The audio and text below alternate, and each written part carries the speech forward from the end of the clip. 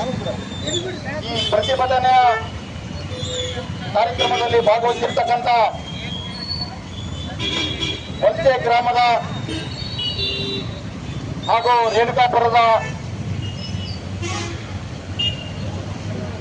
ರಂಗವನಲ್ಲಿಂದ ಬಂದಿರತಕ್ಕಂಥ ಪರಿಶಿಷ್ಟ ಜಾತಿ ಮತ್ತು ಪರಿಶಿಷ್ಟ ವರ್ಗದವರ ಎಲ್ಲ ಸಮಾಜದ ಬಂಧುಗಳು ಕೂಡ ಈ ಹೋರಾಟದಲ್ಲಿ ಭಾಗವಹಿಸಿದ್ದೀರಾ. ಯಾವ ಕಾರಣಕ್ಕೆ ಈ ಪ್ರತಿಭಟನೆಯನ್ನ ಮಾಡಲಾಗಿದೆ, ಯಾವ ಕಾರಣಕ್ಕೋಸ್ಕರವಾಗಿ ನಾವು ಚಳ್ಳಕೆರೆಯ ಪ್ರಮುಖ ರಸ್ತೆಯಲ್ಲಿ ಮೆರವಣಿಗೆಯನ್ನ ಮಾಡ್ಕೊಂಡು ಬಂದಿದ್ದೀವಿ ಅಂತಕ್ಕಂಥ ವಿಚಾರದ ಬಗ್ಗೆ ನಾನು ನಿಮ್ಮನ್ನೆಲ್ಲ ಕೂಡ ಕೊರತು ಅಂತ ಹೇಳಿ ಮಾತುಗಳನ್ನು ಮಾತಾಡ್ತೀನಿ. ಬಂಧುಗಳೇ, ಇವತ್ತು ನಾವು ಇಲ್ಲಿ ಪ್ರತಿಭಟನೆ ಮಾಡ್ತಾ ಇರ್ತಕ್ಕಂಥದ್ದು ಈ ತಾಲೂಕು ಕಚೇರಿಯ ಒಬ್ಬ ಭ್ರಷ್ಟ ತಹಸೀಲ್ದಾರ ವಿರುದ್ಧವಾಗಿರ್ತಕ್ಕಂಥ ಹೋರಾಟ. ಇದು ಯಾಕೆ ಹೋರಾಟ ಮಾಡ್ತಿದೀವಿ ಅಂತ ಹೇಳಿದ್ರೆ, ನಮಗೆ ಸ್ವಾತಂತ್ರ್ಯ ಬಂದು ಸುಮಾರು 8 ದಶಕಗಳೇ ಕಳೆದಿದೆ. ಅಂದ್ರೆ 80 ವರ್ಷಕ್ಕೆ ಬಂದಿದೆ ಸ್ವಾತಂತ್ರ್ಯ ಬಂದು. ನಮಗೆ 80 ವರ್ಷ ಆದ್ರೂ ಕೂಡ ಈ ದೇಶದಲ್ಲಿ ಜೀವನ ಮಾಡ್ತಿರ್ತಕ್ಕಂಥ, ಈ ದೇಶದ ಪ್ರಜಾಪ್ರಭುತ್ವವನ್ನ ಒಪ್ಕೊಂಡಿರ್ತಕ್ಕಂಥ ಈ ದೇಶದ ಎಲ್ಲ ಪ್ರಜೆಗಳಿಗೂ ಕೂಡ, ಪ್ರತಿಯೊಬ್ಬರಿಗೂ ಕೂಡ ವಾಸ ಮಾಡೋದಕ್ಕೆ ನಿವೇಶನ ಬೇಕು, ಮನೆಗಳು ಬೇಕು. ಈ ದೇಶದಲ್ಲಿ ನೀವು ಪ್ರತಿಯೊಬ್ಬರೂ ಕೂಡ ಜೀವನ ಮಾಡೋದಕ್ಕೆ ನಿಮಗೆ ಉದ್ಯೋಗ ಬೇಕು, ಜೀವನ ಮಾಡೋದಕ್ಕೆ ಪ್ರತಿಯೊಬ್ಬರಿಗೂ ಕೂಡ ಜಮೀನು ಬೇಕು. ಇವುಗಳು ಇವ್ಯಾವೂ ಕೂಡ ನಿಮಗೆ 80 ವರ್ಷ ಆದರೂ ಕೂಡ ನಿಮಗೆ ಇಲ್ಲಿಯವರೆಗೂ ಕೂಡ ಇವ್ಯಾವೂ ಕೂಡ ಸಿಕ್ಕಿಲ್ಲ. ಆ ಸಿಗದೇ ಇರೋ ಕಾರಣಕ್ಕೋಸ್ಕರವಾಗಿ ನಾವು ಈಕೆ 15 ವರ್ಷಗಳ ಹಿಂದೆ ಭ್ರಷ್ಟಾಚಾರ ವಿರೋಧಿ ಆಂದೋಲನ ಮತ್ತು ಮಾದಿಗ ಮಹಾಸಭಾದ ವತಿಯಿಂದ ಈಗ 15 ವರ್ಷಗಳಿಂದ ನಾವು ಹೋರಾಟವನ್ನು ಮಾಡಿದ್ವಿ ಜಿಲ್ಲಾಧಿಕಾರಿಗಳ ಕಚೇರಿ ಮುಂದೆ. ಚಿತ್ರದುರ್ಗದ ಜಿಲ್ಲಾಧಿಕಾರಿ ಕಚೇರಿ ಮುಂದೆ ನಾವು ಹೋರಾಟ ಮಾಡಿದಂತ ಸಂದರ್ಭದಲ್ಲಿ ಮಾನ್ಯ ಜಿಲ್ಲಾಧಿಕಾರಿಗಳು ಈ ಹೋರಾಟವನ್ನ ನೋಡಿ, ಈ ಜನರ ತಾಪತ್ರಯಗಳನ್ನ ಕಂಡು ಜಿಲ್ಲಾಧಿಕಾರಿಗಳು 2011 ಮತ್ತು 12ನೇ ಸಾಲಿನಲ್ಲಿ 3 ಎಕರೆ ಜಮೀನನ್ನ ಪರಿಶಿಷ್ಟ ಪಂಗಡದವರಿಗೆ, ಯಾರಿಗೆ ನಾಯಕ ಸಮುದಾಯದವರಿಗೆ 3 ಎಕರೆ ಜಮೀನನ್ನ ಮಂಜೂರು ಮಾಡಿದ್ರು. ಅದೇ ರೀತಿಯಾಗಿ ಪರಿಶಿಷ್ಟ ಜಾತಿಯವರಿಗೆ 3 ಎಕರೆ ಜಮೀನನ್ನ ಮಂಜೂರು ಮಾಡಿದ್ರು. ಮತ್ತೆ ವಲಸೆ ಗ್ರಾಮದ ಸರ್ಕಾರಿ ಶಾಲೆಯ ಆಟದ ಮೈದಾನಕ್ಕೆ ಅಂತೇಳಿ 1 ಎಕರೆ ಜಮೀನನ್ನ ಮಂಜೂರಾತಿ ಮಾಡಿದ್ರು. ಮಂಜೂರಾತಿ ಮಾಡಿದ ನಂತರ ಆದೇಶದ ಕಾಪಿಯನ್ನ ತಹಸೀಲ್ದಾರ್ ಅವರಿಗೆ ಮತ್ತೆ ಮಾನ್ಯ ತಾಲೂಕ್ ಪಂಚಾಯತಿ ಕಾರ್ಯನಿರ್ವಾಹಕ ಅಧಿಕಾರಿಗಳಿಗೆ ಕಳಿಸಿಕೊಟ್ರು.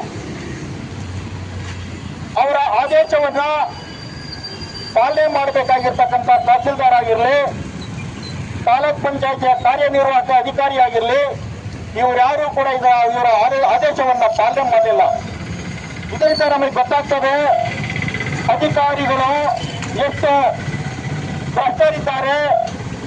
ಸರ್ಕಾರದ ಮೇಲಧಿಕಾರಿಗಳ ಯಾವುದೇ ಆದೇಶವನ್ನ ಪಾಲನೆ ಮಾಡ್ತಾ ಇಲ್ಲ. ಪಾಲನೆ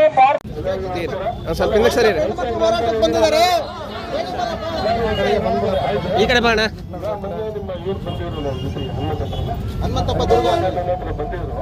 ಬಂದು ಅವತ್ತು ಈ ತರ ನಮಗೆ ಸೈಟ್ಗಳಾಗಿಲ್ಲ, ಸೈಟ್ ಬೇಕು ಅಂದಾಗ ಇವರೇ ಪಾಣಿ ತೋರಿಸಿದ್ರು. ಪಾಣಿ ತೋರಿಸಿದಾಗ ಅದರ ಊರಂದ್ರೆ ಸ್ಯಾಂಕ್ಷನ್ ಆಗಿತ್ತು. ಪರಿಶಿಷ್ಟ ಜಾತಿಯವರಿಗೆ, ಪರಿಶಿಷ್ಟ ವರ್ಗದವರಿಗೆ, ಪಂಗಡದವರಿಗೆ 3 ಎಕರೆ 6 ಎಕರೆ ಆಗಿದೆ ಅಂತ. ನಾನು ಅವತ್ತು ಹೇಳಿದ್ದು ನಿಜ. ನಿಮಗೆ ನಾನು ಸೈಟ್ ಜಾಗ ಕೊಡೋಂಥ ಜಾಗ ಕೊಟ್ಟಿದ್ದೀವಿ, ಸೈಟ್ ಮಾಡೋರು ಅವ್ರು ಮಾಡಬೇಕು. ಅವರಿಗೊಂದು ಅವ್ರ ಹತ್ರ ಹೋಗಿದ್ರು. ನೀವು ಅವ್ರ ಹತ್ರ ಹೋದಾಗ ಏನಂದ್ರೆ ಸ್ಕೆಚ್ ಇಲ್ಲ, ನಮಗೆ ಸ್ಕೆಚ್ ಮಾಡಿಕೊಡ್ಬೇಕು ಅಂದ್ರೆ ಸ್ಕೆಚ್ ಮಾಡಬೇಕು. ಆಯ್ತು, ಮಾಡಿಸ್ಕೊಡ್ತೀನಿ ಅಂತ ಅವ್ರಿಗೆ ಹೇಳಿದೆ. ಈಗ ನಾನು ತಾಲೂಕ್ ಸರ್ವರ್ಗೂ ಮಾತಾಡಿದ್ದೀನಿ. 2 ದಿನ ರಜಾ ಬಂದಿತ್ತು. ನಾಳೆ ನಾಡೋದ್ರೊಳಗೆ ತಾಲೂಕ್ ಸರ್ವರ್ ಬಂದು ನಿಮಗೆ ಅದೇ 3 ಎಕರೆ ಇದೆಯೋ 3 ಎಕರೆ ನಿಮಗೆ ಅಳತೆ ಮಾಡಿಸಿ ಸ್ಕೆಚ್ ತಾಲೂಕ್ ಪಂಚಾಯತಿಗೆ ಕೊಡ್ತಾರೆ. 2 ದಿನದಲ್ಲೇ ಕೊಡ್ತಾರೆ ಅವರು ತಾಲೂಕ್ ಪಂಚಾಯತಿ. ಈಗ ತಾವು ಒಂದು ಕೆಲಸ ಮಾಡಿ, 3 ಎಕರೆ ಜಾಗ ಇದೆ ಅಂದ್ರೆ ಅದಕ್ಕೆ ಸಿಗದೆ 60 ಜನ ಸಿಗುತ್ತೆ ಸೈಟ್. ಅದು ಯಾಕೆಂದ್ರೆ ಎಕರೆಗೆ 20 ಸೈಟ್ ಆಗ್ತಾವೆ ಅಷ್ಟೇ. ಆದ್ರೆ ಈಗ ನೀವು ಒಂದು ಕೆಲಸ ಮಾಡಿ, ಜನ ಬಹಳ ಜನ ಇದ್ದೀರಾ ಅಂತೇಳಿ ನೀವು ನಿವೇಶನ ರೈತರ ಪಟ್ಟಿಯನ್ನು ನೀವು ಇವ್ರಿಗೆ ಕೊಡಿ. ಯಾರಿಗೆ ಪಂಚಾಯತಿ PDO ಕೈಯಲ್ಲಿ ಕೊಟ್ಟು ಪಂಚಾಯತಿ PDO ಇಂದ ಇವಾಗ ಬಂದು ಇವಾಗ ನನಗೆ ಕಳಿಸ್ಕೊಡ್ತೀನಿ. ಇಲ್ಲ 17 ಎಕರೆ ಜಮೀನು ಇದೆ, ಎಕ್ಸ್ಟ್ರಾ ಬೇಕಿದ್ರು ನಾನು ಮಾಡಿಕೊಡ್ತೀನಿ, ಎಕ್ಸ್ಟ್ರಾ ಬೇಕಿದ್ರು ಮಾಡಿಕೊಡ್ತೀನಿ.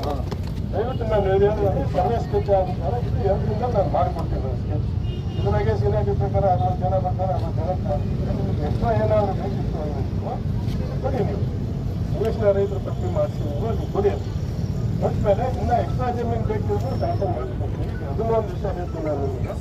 ಮೊನ್ನೆ ರೆವಿನ್ಯೂ ಮಿನಿಸ್ಟರ್ ಒಂದು ಆದೇಶ ಮಾಡಿದ್ದಾರೆ, ನನ್ನ ಒಂದು ಲೆಟರ್ ಕಳಿಸಿದ್ದಾರೆ.